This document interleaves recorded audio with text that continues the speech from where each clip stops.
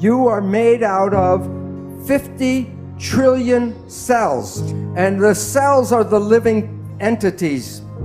So you are a community, not a single person. But your mind is the government for the 50 trillion cells. Every cell in your body has a minus voltage on the inside and positive voltage on the outside. Every cell, every live cell is a battery. Every cell has about 1.4 volts. 50 trillion cells in the body times 1.4 volts is 700 trillion volts of electricity in your body right now.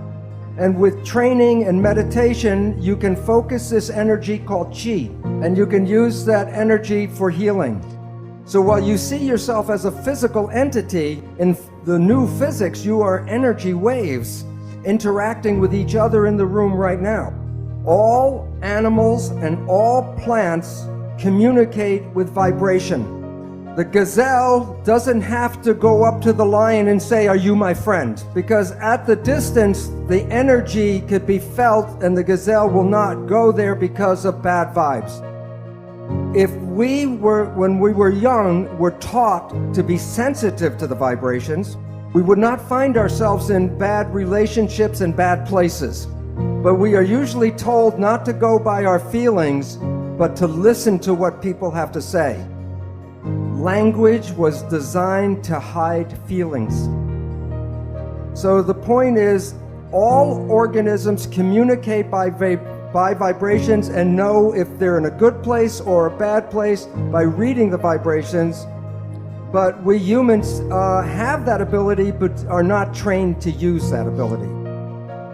When we see people, like if I look at the audience or you see us, we see people as physical particles and machines.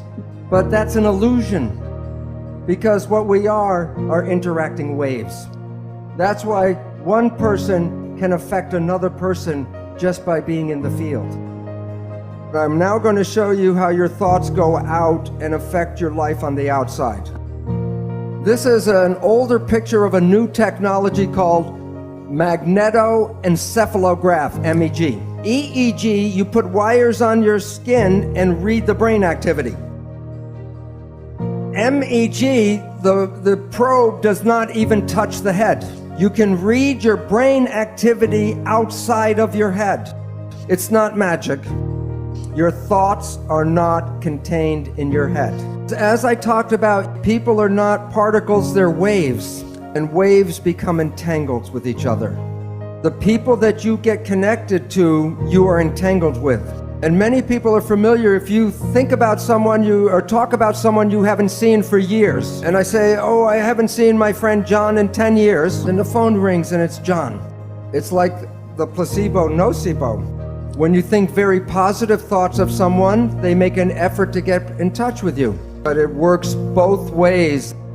If you have a negative thought about somebody, wherever they are, they will create negative talk about you. So it's very important to recognize your thoughts and your judgments are not just connected to you, they're connected to the people you talk about. You are like a tuning fork with your brain, and you're broadcasting frequencies of your thoughts. If you live in fear, you're not going to activate the Dalai Lama, but you may get Scarface to show up. So when you are having thoughts, you are exciting and activating those things in the world that are connected to your thoughts. When a mugger is trying to pick out which person he's going to attack, of the different people walking down the street, which one do you think gets attacked? The one who is most afraid. While it works for individuals, it is very powerful when a whole group of people have the same thoughts. You can't make a war unless enough people are ready to make a war. I'm going to show a picture of mass action here, and it relates to in New York City 1 year after 9/11. So this is September 11th, 2002, the 1-year anniversary of 9/11. What was everybody in New York thinking about that day? The winning number, 911. because we collectively create the reality. So when you look at yourself, you're not a single entity, but you are a community of 50 trillion cells. But it's important to understand the word community.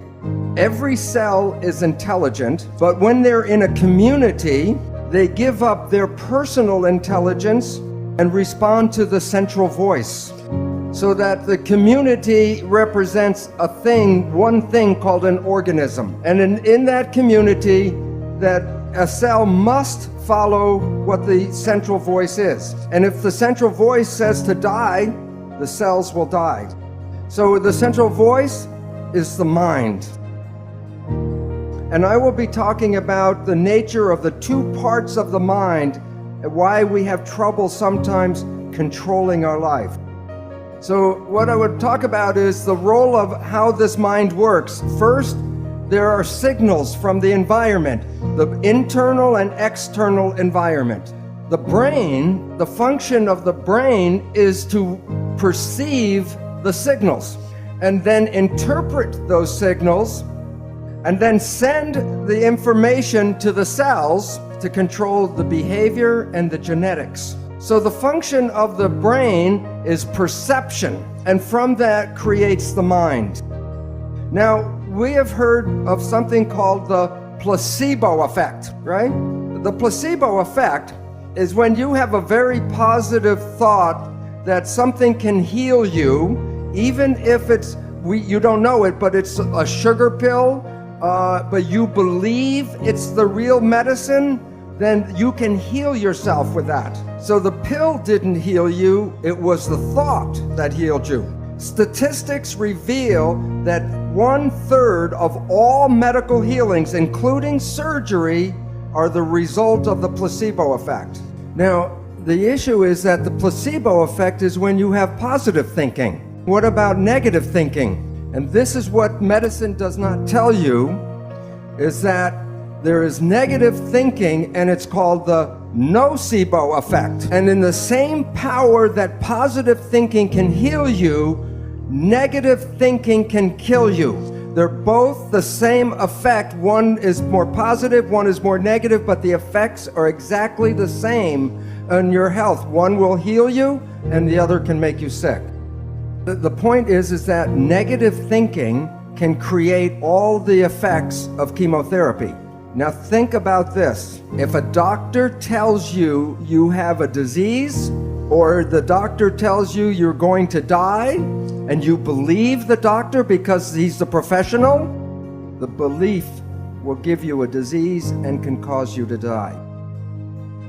In the United States, in the South, there's a religious group called the Baptist Fundamentalists. And this one group works themselves up into a state of ecstasy, religious ecstasy. And they believe God protects them. And so they will work with snakes, poisonous snakes like rattlesnakes. And they will even get bitten by the snake and nothing happens to them. Now look at this though. Some of them will drink strychnine in toxic doses, and when they're in that state of belief, it does not affect them. So if you can drink toxic poison, then why do we worry so much about the toxins or the food and the air and all that? Because we have a belief that the toxins can kill us. But even though I know this, I will not drink strychnine. And why? Because my belief is not as strong as their belief. So if we were growing up and programmed with stronger beliefs, we would be more powerful than we are now.